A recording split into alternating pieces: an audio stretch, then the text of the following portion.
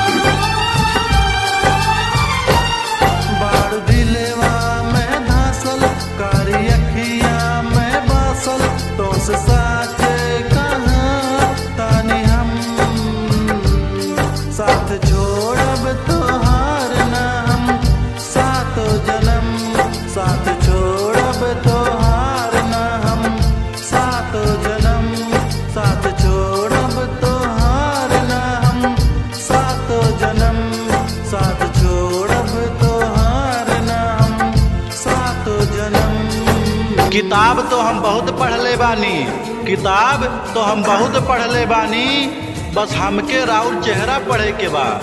और हमारा से पीछा ना छोड़ावा ए सजनिया, और हमारा से पीछा ना छोड़ावा ए हमार सजनिया। हमके राउर साथे रहे के बा, हमके राउर साथे रहे के बा। चहले रहली सच्चा दिल से तब तू भइल हमार हो। लाख लाख शुक्रिया कारी सुना हमरे जान हो। चहले रहली सच्चा दिल से तब तू भइल हमार हो। लाख लाख शुक्रिया कारी सुना हमर जान हो। चेहरा चांद के टुकड़ा बा, मीठ तोहर मुस्कान हो। लागता अब तोहरे बिना निकल जाए मोरे जान हो। सारा प्यार तोह पे लुटा दी हम, साथ छोड़ब तोहार न हम। सात जन्म साथ छोड़ब तोहार न हम। सात जन्म साथ छोड़ब तोहार न हम। सात जन्म साथ छोड़ब तोहार न हम। सात जन्म। अखिया से निदिया उड़ गईल रहे ए करेजा, जो तोहके हम पहली बार देखले रहली। अखिया से निदिया उड़ गईल रहे ए करेजा, जो तोहके हम पहली बार देखले रहली। और जब तू कहले रहलू है रसरिया लेके नला कटोटिया बांधा, और जब तू कहले रहलू है रसरिया लेके नला कटोटिया बांधा, वही दिने हम तार हो गईल रहले ए करेजा।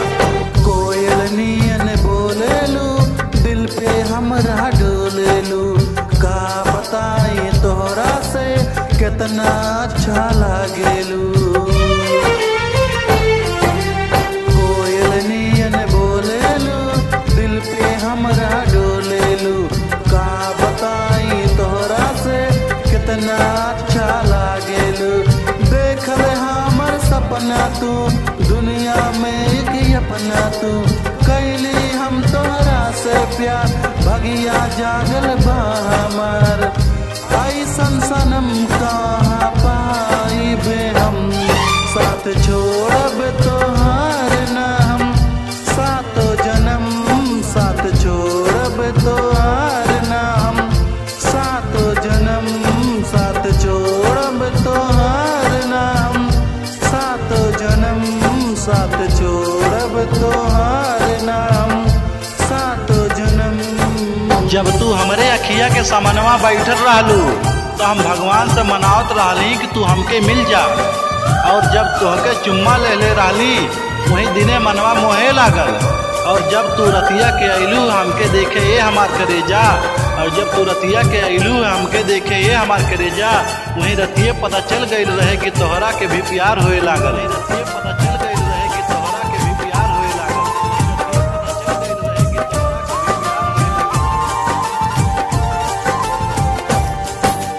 तोहरे दिल में राब हम तोहसे बतिया करब हम, चाहे तू कर दा इनकार पीछा ना छोड़ब तोहार। तोरे दिल में राब हम तोहसे बतिया करब हम, चाहे तू कर दा इनकार पीछा ना छोड़ब तोहार। सुनाए भगवान हो कादाई के एहसान हो, उनका से हम करी प्यार उनहु भी हाँ करे प्यार। कृष्णा निषाद कहे तुमसे सनम, साथ छोड़ब तोहार नाम सातो जन्म, साथ छोड़ब तोहार नाम सातो जन्म, साथ छोड़ब तोहार नाम सातो जन्म। Singer Krishna Star, Basti.